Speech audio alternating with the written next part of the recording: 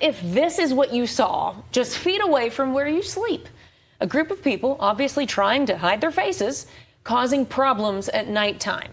This is the very situation for folks living at an apartment complex in Rio Rancho. In fact, it's a 55-plus community. Yeah, so not only is the sight of this much younger group of people wearing masks concerning, neighbors say they're waking up to messes outside of their doors. They're always worried about what might happen next, and they're fed up. Cassie Foote talked to a woman who lives in that community. And Cassie, there's a lot still to unpack here, but even just the question of how this group is getting inside.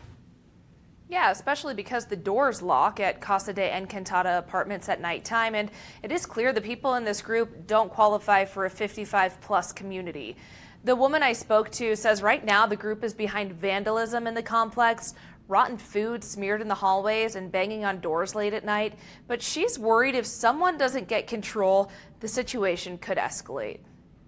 All want to lock our doors at night and feel safe, but a woman who lives at the Casa de Encantada apartment complex off Highway 550 says that feeling is getting harder to find.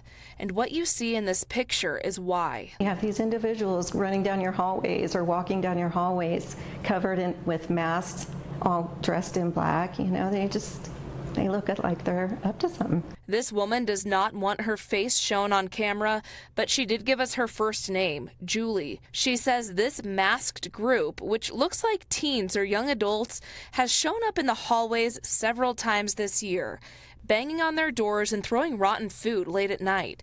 At first, Julie brushed it off. So I'm like, these are just kids being kids. You know, I think a lot of us have done silly things when we were kids.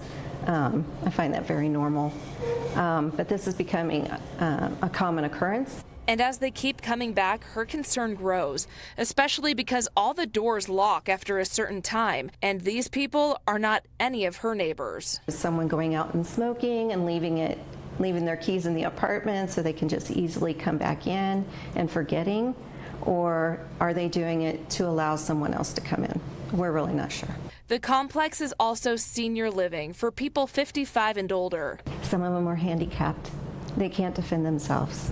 So they're a little scared. Julie says management has told residents they're working on upping security, but she hopes it doesn't come too late. If one of those doors are open by chance, what would they do? Are they planning to enter the apartment? What are their intentions, really?